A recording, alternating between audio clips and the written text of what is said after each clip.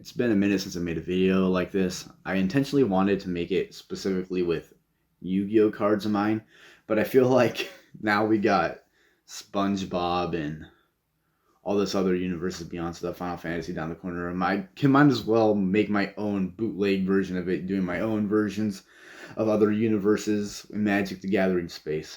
Alright? Alright. Let's get started. So I actually had a few input. I asked other people's IPs and stuff like they want to do with ideas that we want to do, and we all landed on Fire Emblem. It kind of has that whole little fantasy kind of feel to it, but I don't know if it still feels like being a Magic the Gathering setting. Now, I might as well go to some of the cards. So I made a handful of them today. I'll start with this first one. It was made. I have a few of them made by friends, and then my own cards as well. So this one is Setsuna, the Absent Archer. I haven't played Fates, but I'll just kind of go with their best judgment for these stuff. So 2 green 1, Assassin Archer, reach, first strike, ward 2. Very good, if you ask me. Whenever Setsuna, Absent Archer attacks or blocks, you can tap or put a stun counter. You told me it's more of a flavor kind of win. I used to play CEDH, and nowadays I'm walking away from it. So I'm trying to power down, but at the root of it, my competitive nature wants me to make cards strong. So it's kind of hard to find a happy medium. I'm trying to stay in the high power stuff, make you want to play it rather than playing, oh, I'm just playing this because of the skin or whatever. But I guess that's what we're doing with my series in general, huh? All right, 4-2 is pretty good though. Another one made by my friend. Oh, there it is. Hinako Sky Knight. So Boros in one.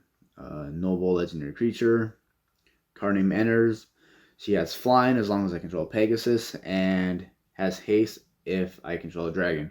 1/1 if equipped. Very simple effect, I think. I told him if you wanted to go a little more extensive on cards, make it more powerful, by all means. He's like, oh, just give me a few. I'll figure it out on the way. Meantime, I made this card. So Fire Emblem, I've only really played Awakening and some of the older stuff. I haven't played Ike's series, but we're going to one. So I made Donald Shepard's underdog. Now I made him. I think he's very strong, and he's kind of a little more flexible than how the first 2 cards went down. So Selesnya, human soldier. Whenever one more counters will be put on Donald, I may put twice that many on him instead.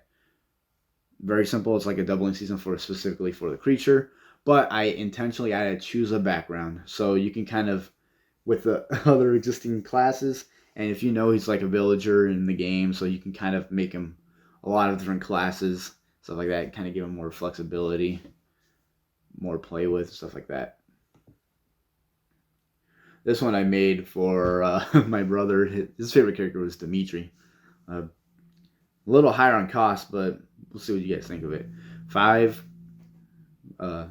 3, blue, black, 4, 7, reach and protection from Death Touch. He can't be destroyed by an instant of sorcery. So, because he doesn't die. Spoilers, well, he does die if you do the one thing. Defiant Strength, so if your life total is less 10 or less, you just double his power. It's like on the brink of death kind of thing, where he has a comeback. Innately Indestructible would have been way easier, but I feel like this is much more of a unique way to add to the commander. You know what I mean? Kind of like a flavor win. I didn't know if protection from a core ability can work in Magic, but I don't know. Who's to say at this point? We have a commander ninjutsu and stuff like that. There's another one my friend had. I don't want to name drop or shout out. I still want to remain anonymous. So Nyx. He was a huge fan of Nyx. Funny enough, when I was playing the game, I've never even recruited her. Ageless Chris. I don't think that's... No, I'm thinking of Tharja. Yeah, I never recruited Tharja. And oops. But yeah, kind of similar for that kind of character, I think. Anyway, back on track. So 2 black and 2 Nyx, Ageless Curse Mage, Human Wizard, first strike lifelink. So Nyx can't have 1/1 counters placed on her, and Ancient Wisdom, kind of like that Street Fighter, whatever special ability move kind of text thing for it. So, do you know Dark Confidant? It's just like Dark Confidant, but you reveal the top kind of card of your library. You may put it into your hand. You lose life equal to its mana value, mana cost, mana value, whatever. 4/3 is pretty strong. That touch life link, but originally wanted it to be. I couldn't decide if it was on 1 black or 2. Kind of make it as because again we were playing more higher level stuff like that, and we kind of wanted to play with our fake cards. We're playing proxies anyway, so might as well bring our own to the table. All right, two more. Well, kind of like 2.5. So I know. Real quick post editing, and I forgot to include one. So it's Byleth the Ashen Demon. So it's Naya 2, 5/5. Human Mercenary Byleth the Ashen Demon gains 2/2 for each equipment attached to him. Equipments cost 1 less for each equipment already attached to him. So it's pretty much like Earl the Mistwalker, except it will successfully get bigger, and it's with equipment instead of auras. Very equip-centric deck, I guess. Very aggro. Still very easy to defeat. Alright. Back on to me ranting. These ones are made by, I believe, AI Photo. Yeah, it's kind of apparent, but whatever. I can't find a good art picture for the certain characters. So the next one I made is Delthea. I like the character from Shadows, but something like that.